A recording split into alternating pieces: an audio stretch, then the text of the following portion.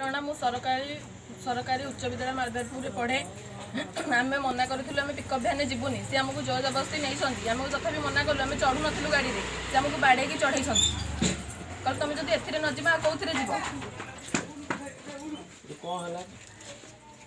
सी जोर जबरदस्ती नेला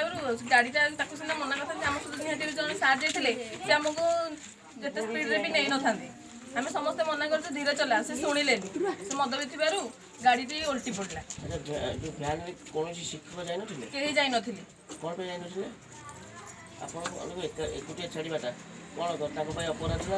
अपराध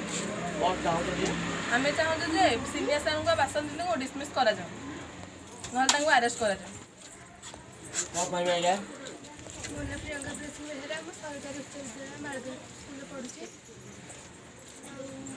कहवाक चाहूँ कि आम कौन गाई गोरु कि आमको पिकअप भ्यान लेके जाऊँ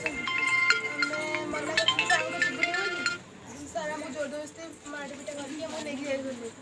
जदि भी नहीं गले आम सांगे जी जन सार जाती कि नहीं कहीं भी गोटे गलानी आमको कहले तुम आगे चल आम पचर जाऊँ आसबनी तुम आस आस लोकटा लोक मना कर सहायतार बड़ बाटी कर तथापि से स्लो चलेलानी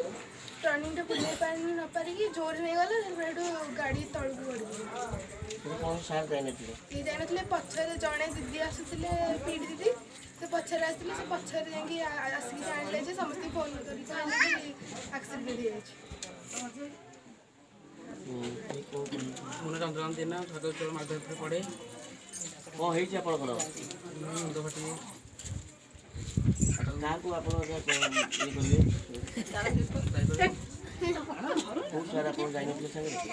शादी जाइए पचर पीटी गाड़ी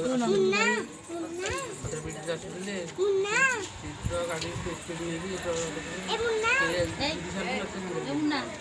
आसला दीदी कल कर कौन असुविधा कौन मो हाथ खंडी हो जाए मो छाती काटुची अच्छा आप कौटी आम जाइए सरंडा परेड कर सब वर्ष प्रत्येक वर्ष हाँ कौटी नि सर सर ये पिकअप रे प्रत्येक वर्ष पिकअप रे किसी आप कहते सार मैंने